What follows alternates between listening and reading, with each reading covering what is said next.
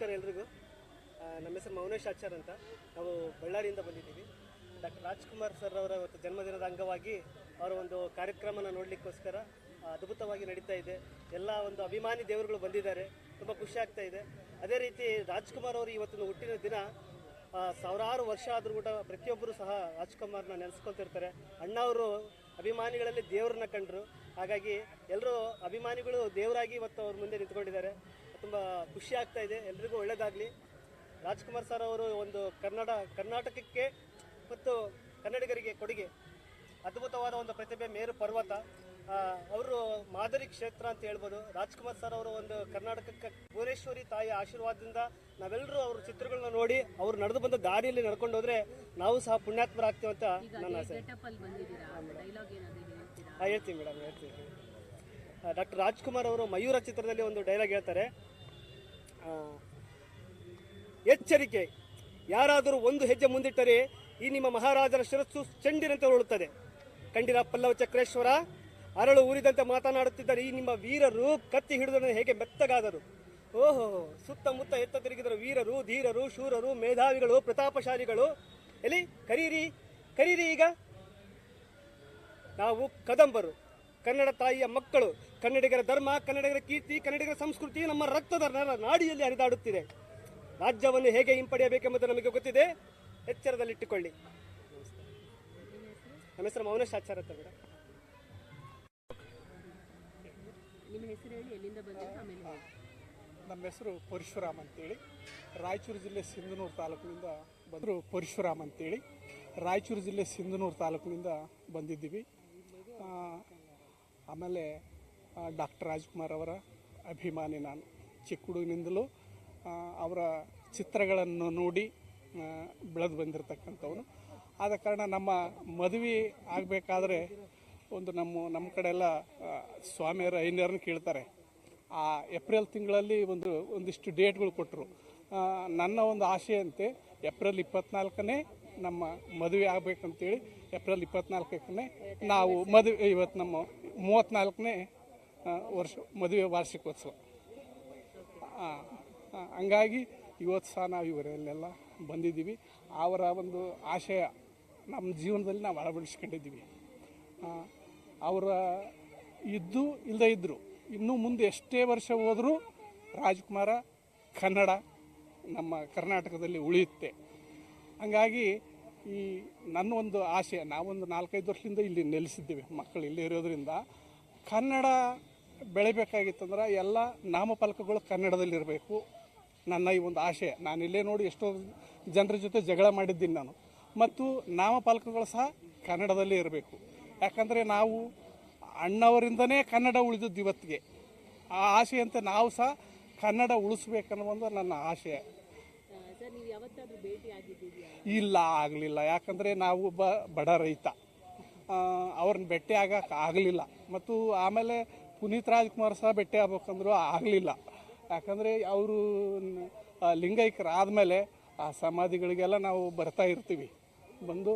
ಯಾಕಂದ್ರೆ ಅವ್ರನ್ನ ನೋಡಿಲ್ಲ, ಜೀವಂತವಾಗಿ ಮಾತಾಡಿಸ್ಬೇಕಂತಿತ್ತು. ಆವಾಗಿನ ಕಾಲದಲ್ಲಿ ಅವೆಲ್ಲ ಅವ್ರು ಹುಟ್ಟಿದ ಹಬ್ಬಕ್ಕೆ ಚಿಕ್ಕ ಚಿಕ್ಕ ನಾಟಕಗಳನ್ನು ಆಡ್ತಿದ್ವಿ ನಮ್ಮ ಊರಲ್ಲೆಲ್ಲ. ಒಂದಿಷ್ಟು ಅವರ ಹಾಡುಗಳನ್ನು ಆಡ್ತಾ ಬೆಳೆದು ಬಂದಿರತಕ್ಕಂಥವ್ರು ನಾವು. ನಮ್ಮೂರಲ್ಲಿ ತುಂಬ ದೊಡ್ಡ ಅಭಿಮಾನ. ಈಗೆಲ್ಲ ಮರೆತು ಹೋಗಿದೆ ಮೇಡಮ್, ಏನಿಲ್ಲ. ಇಲ್ಲ, ಅದು ಒಂದು ಲೈನ್ ಹೇಳ್ಬೋದು. ಇದು ಗುರಿ ಚಿತ್ರದ ಕಲ್ಲಿನ ವೀಣೆಯ ಮೀಟಿದರೇನು ನಾದವು ಹೊಮ್ಮುವುದೇ, ಮಲ್ಲಿಗೆ ಹೂಗಳು ಬಾಡಿದ ಮೇಲೆ ಪರಿಮಳ ಚೆಲ್ಲುವುದೇ, ಹೇಳು ಪರಿಮಳ ಚೆಲ್ಲುವುದೇ. ನಮಸ್ಕಾರ. ಇಲ್ರಿ, ನಮಗೆ ಬರಲ್ಲ. ಹೇಳಿ, ಅಣ್ಣವರ ಯಾವ ಸಿನಿಮಾ ಇಷ್ಟ ನಿಮಗೆ? ನಮಗೆ ರಾಜ್ಕುಮಾರ್ ಸಿನಿಮಾ ಇಷ್ಟ. ಅದೇ ಯಾವ ಸಿನಿಮಾ ಇಷ್ಟ? ಅಷ್ಟ ಬಂದು ಬಿಟ್ರೆ ನಾವು ಮುಗಿಯತನ ಬಿಡಾಗಲ್ಲ. ಈಗಲೇ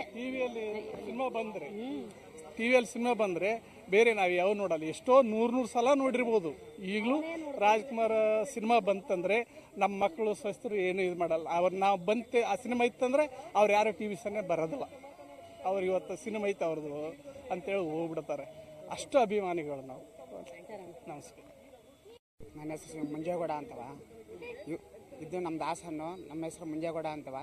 ನಾವಿಲ್ಲಿಗೆ ಅವ್ರನ್ನ ನೋಡೋಕ್ಕಾಗಿ ಬಂದು, ಅವರು ಯಾರೇ ಕೂಗಾಡಲಿ ಊರೇ ಹೋರಾಡಲಿ ನಿನ್ನ ನೆಮ್ಮದಿಗೆ ಭಂಗವಿಲ್ಲ, ಎಮ್ಮೆ ನಿನಗೆ ಸಾಟಿವಿಲ್ಲ, ಬಿಸಿಲು ಮಳೆಗೆಳೆ ಬಿಳಿಗಾಡಿ ಚಲಗಿ ನೀ ಹಡುಕದೆ ಮುಂದೆ ಸಾಗುವ. ನಂಗೆ ಚಿಕ್ಕ ಹುಡುಗಾಗ ಹಾಡು ಕಾಯೋದು, ದನ ಮೇಸೋದು, ಮತ್ತು ಇನ್ನೊಂದು ಏನೋ ಮಾಡ್ತಾರಲ್ಲ, ಅವ್ರು ಹಾಡು ಅಂದ್ರೆ ಪ್ರೀತಿ. ಅವ್ರು ಏನೇ ಮಾಡಿದ್ರು ಕೂಡ ನಾನು ಒಂದು ಇದನ್ನಾರು ಹೊಡಿಬೇಕು ತಮಟೆಯ. ಅದೇ ರೀತಿ ನಾನು ಅವರನ್ನು ಅಭಿಮಾನಿಗಳಾಗಿದ್ದೆ. ನೋಡೋಕೆ ಇಷ್ಟಪಟ್ಟು ಹಾಸನದಲ್ಲಿ ಬಂದಿರೋದು. ಅಂದರೆ ಅವರು ಫಿಲಮ್ ತೆಗಿಬೇಕಾದ್ರೆ ನೋಡಿದ್ದೀನಿ. ಅಂದರೆ ನನಗೆ ಅದು ಅದು ಸಂಪತ್ತಿಗೆ ಸವಾಲು, ಅದನ್ನು ನೋಡ್ಬೇಕಾದ್ರೆ ನಾನು ಸ್ವಲ್ಪ ನೋಡಿದ್ದೆ.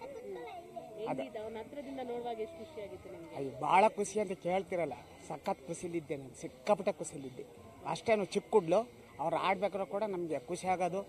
ಮತ್ತು ಲಾಸ್ಟಿಗೆ ಏನಾರು ತಗೋವರು ಅವ್ರ ಹಾಡಿಗೆ ನಾವು ತಾಳ ಹಾಕೋದು, ಡ್ಯಾನ್ಸ್ ಮಾಡೋದು, ಕುಣಿಯೋದು ಎಲ್ಲ ಮಾಡಿವು.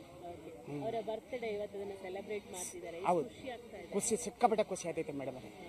ಹೌದು, ನನಗೆ ಅವೇ ಬಬ್ರಮನ್ನನೇ ಇಷ್ಟ. ಮತ್ತು ಇದು ಮಲೆನಾಡು ಹೆಣ್ಣು ಮೈ ಬಣ್ಣ, ನೀನು ನಡು ಸಣ್ಣ, ನೀ ಮನಸ್ಸು ಹೊತ್ತನ ಚಿನ್ನ, ಅದೊಂದು ಇಷ್ಟ ಅಷ್ಟೇ. ಇಲ್ಲ ಸರ್, ಅಷ್ಟೊಂದು ಡೈಲಾಗ್ ನಾನು ಇಷ್ಟ ಮಾಡಿಲ್ಲ. ಅಂದರೆ ಹಾಡು ಮಾತ್ರ ಸಿಕ್ಕಾಪಟ್ಟೆ ಹೇಳಿ, ಒಂದು ಹಾಡು ಮರಿತಾರಲ್ಲ ನಾನು. ಇಲ್ಲ ಬಿಡಿ, ಸಾಕು ಸಾಕು. ನಾರಾಯಣ್ ಕುಲಕರ್ಣಿ ಅಂತ, ಹುಬ್ಳಿ ಕಡೆಯವರು. ನಾವು ಬೆಂಗಳೂರಿಗೆ ಬಂದು 53 ವರ್ಷ ಆಯಿತು. 18 ವರ್ಷ ನನಗೆ ಅವಾಗಿಂದ ಅಣ್ಣವ್ರ ಅಭಿಮಾನಿ. ಸಿಕ್ಕಾಪಟ್ಟೆ ಇಷ್ಟ. ಗೊತ್ತಿಲ್ಲ, ನಮಗೆ ಗೊತ್ತಿಲ್ಲ, ಅದು ಭಗವಂತಂದು, ನಂದು ನಮ್ದೇನಿಲ್ಲ. ಒಂದೊಂದು ಸಿನಿಮಾ ನೀವು ನಮ್ದಿರೋ ನಮಗೆ ಬಿಟ್ಟರೆ ಬಿಡಿ, ನನಗೇನು ತೊಂದರೆ ಇಲ್ಲ. ಮಿನಿಮಮ್ 50-60 ಸಲ ನೋಡಿದ್ದೀನಿ. ಗಂಧದ ಗುಡಿಯಿಂದ ಈಚೆ ಬಂದಿರೋದು ಮಿನಿಮಮ್ ಶಂಕರಗುರಲ್ಲಿ 100 ಸಲ. ಲೆಕ್ಕನೇ ಬೇಜಾರೇನೇ ಆಗಲ್ಲ. ಎಷ್ಟು ಸಲ ಹೋದ್ರೂ ಬೇಜಾರಾಗಲ್ಲ. 100 ಸಲ ನೋಡಿ, ಬೆಳಿಗ್ಗೆ ನೋಡಿ ಸಾಯಂಕಾಲ 3 ಸಲ ನೋಡಿದ್ದೀನಿ. ಬೇಜಾರು ಅನ್ನೋದೇ ಇಲ್ಲ. ಅದೇನಂತ ಗೊತ್ತಿಲ್ಲ, ಪುಣ್ಯಾತ್ಮ. ಅವಾಗೆಲ್ಲ ಮಲ್ಲೇಶ್ವರಲ್ಲಿ ಇದ್ವಿ ನಾವು, ಬಿಣಿಮಿಳಿ ಕೆಲಸ ಮಾಡೋದು. ನಮ್ಮ ಬ್ರದರ್ ನಾವು ರೂಮ್ ಮಾಡ್ಕೊಂಡಿದ್ದೀವಿ, ಬ್ಯಾಚುಲರ್. ಇವಾಗೆಲ್ಲ ಮದುವೆ ಆದಮೇಲೆ ಕೆಂಗೇರಿಯಲ್ಲಿ ಮನೆ ತೊಗೊಂಡ, ಮನೆ ಕಟ್ಟಿದ, 2 ಮಕ್ಕಳು, 4 ಜನ ಮೊಮ್ಮಕ್ಕಳಿದ್ದಾರೆ. ಅಲ್ಲಿಂದ ಬಂದಿದ್ದೀವಿ. ಪ್ರತಿ ವರ್ಷ ಬರ್ತೀನಿ ನಾನು.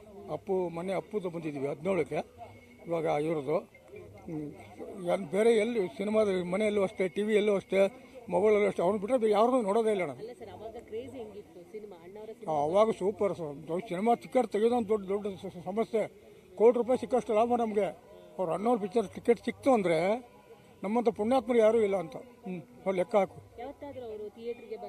ಸಿಕ್ಕಿಲ್ಲ ಮೇಡಮ್, ಒಂದು ಸಲ ಸಿಕ್ಕಿಲ್ಲ. ದೂರಿಂದ ನೋಡಿದ್ದೀನಿ ಅಷ್ಟೇ, ದೂರಿಂದ ನೋಡಿ ಅಷ್ಟೇ. ಕೈ ಅಲ್ಲಿ ಒಂದು ಸಲ ಇದು ಗೋಕಾಕ್ ಚಳವಳಿ ನ್ಯಾಷನಲ್ ಕಾಲೇಜಲ್ಲಿ ಒಂದು ಸಲ, ಆಮೇಲೆ ಇದು ಕೆಳದಿ ಶಿವ ನಂದ ಥಿಯೇಟ್ರಲ್ಲಿ ಒಂದು ಸಲ ಬಂದಿದ್ದರು. ಹಾಲು ದಿನ ಶೂಟಿಂಗ್ ಒಂದು ಸಲ ನೋಡಿದೆ ಅಷ್ಟೇ. ಜಾಸ್ತಿ ಹತ್ತಿರ ಹೋಗಿ ಮಾತ್ರ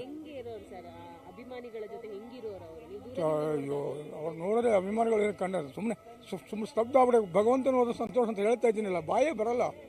ಅದು ಏನಂತ ನಮಗಂತೂ ಒಬ್ಬರಲ್ಲ ಇಬ್ಬರಲ್ಲ, ನೀವು ಕೋಟಿ ಜನನೇ ಕೇಳಿ. ಅವರೇ ನಮ್ಮ ಚಿಕ್ಕಪ್ಪನ ಮಗನ, ಅವ್ರ ಮೇಲೆ ಯಾಕೆ ಅಷ್ಟೊಂದು ಪ್ರೀತಿ ನಮಗೆ. ಅಲ್ಲಿರೋ ಆ ಥರ ಅಭಿಮಾನ, ಆ ಥರ ಆ್ಯಕ್ಟಿಂಗ್, ಆ ಥರ ಒಂದು ವಿನಯ ನಯ. ಒಂದು ದಿನ ಅವರು ವಿನಯ ಬಿಟ್ಟು ನಡೀಲೇ ಇಲ್ಲ ಪುಣ್ಯಾತ್ಮ. ಸೂಪರ್ ವಿಶ್ವಾಸ, ತುಂಬಾ ಇಷ್ಟ. ಹಾಡು ಗಂಟು ಸ್ವಲ್ಪ ಸರಿ ಇಲ್ಲ, ವಯಸ್ಸಾಯ್ತು, 72 ವರ್ಷ ನನಗೆ. Okay, thank you. Gopalakrishna, Tiptur taluk Halepalya ಗ್ರಾಮದಿಂದ ಬಂದಿದ್ದೀವಿ. ನಾವು ಇಲ್ಲಿ ಪ್ರತಿ ವರ್ಷ ಇಲ್ಲಿ ಬಂದು ಹೋಗ್ತಿರ್ತೀವಿ. ಯಾಕೆಂದರೆ ರಾಜ್ಕುಮಾರ್ ಅಭಿಮಾನಿ ಅಂದರೆ ರಾಜಣ್ಣರೇ ನನ್ನ ಹೃದಯಾಂತರದಲ್ಲಿ ನೆಲೆದು ಬಿಟ್ಟಿದ್ದಾರೆ. ನರನಾಡಿಗಳಲ್ಲೂ ಅವರಿದ್ದಾರೆ. ಯಾಕೆ ಅವರಲ್ಲಿ ಇರುವ ಕನ್ನಡ ನುಡಿ, ಕನ್ನಡ ಭಾಷೆ ಹಾಗೂ ಅವರು ಮಾಡುವಂಥ ಪ್ರತಿಯೊಂದು ಪಾತ್ರಗಳಲ್ಲಿಯೂ ಕೂಡ ಒಳ್ಳೆತನ ಕಂಡು ನಮ್ಮ ಭವಿಷ್ಯದ ಅಳವಡಿಸಿಕೊಳ್ಳುವಂಥ ಅವಕಾಶಗಳಿದ್ದಾವೆ. ಬಂಗಾರ ಮನುಷ್ಯ ಚಿತ್ರದಲ್ಲಿ ಮಾಡಿದಂಥ ರೈತರ ಪಾತ್ರ ಇಡೀ ಜಗತ್ತಿಗೆ ಅಳವಡಿಸಿಕೊಂಡು ಎಲ್ಲರ ಪದವೀಧರ ವಿದ್ಯಾರ್ಥಿಗಳನ್ನು ಮತ್ತೆ ಹಳ್ಳಿಗೆ ಹೋಗಂಗೆ ಮಾಡಿತು. ಆನಂತರ ಜೀವನ ಚೈತ್ರದಲ್ಲಿ ಮಾಡಿದಂಥ ಪಾತ್ರ ಎಂದರೆ ಇದು ಮದ್ಯಪಾನ ನಿಷೇಧ ಮಾಡಿರಲ್ಲ, ಅದರಿಂದ ಒಪ್ಪಿಕೊಂಡ ನಮ್ಮ ಅಭಿಮಾನಿಗಳು ಎಷ್ಟೋ ಜನ ಊರುಗಳಲ್ಲಿ ಮದ್ಯಪಾನ ನಿಷೇಧ ಮಾಡಿ ಭಾಳಷ್ಟು ನಿಷೇಧ ಮಾಡಿದ್ರು. ಇಂತಹ ಕೆಲವಾರು ಪಾತ್ರಗಳು ಅವರು ಮಾಡಿರೋ ಇದು ಪಾತ್ರಗಳು ಅಭಿಮಾನಿಗಳ ಮನದಲ್ಲಿ ನಾಟಿ ಅದಕ್ಕೆ ಒಳ್ಳೆಯದಾಗಿ ಪ್ರಸನ್ನ ನೀಡದಂತೆ ಒಳ್ಳೆಯದು ನಡ್ಕೊಂಡು ಪ್ರಯತ್ನ ಮಾಡ್ತಾ ಇದ್ದಾರೆ.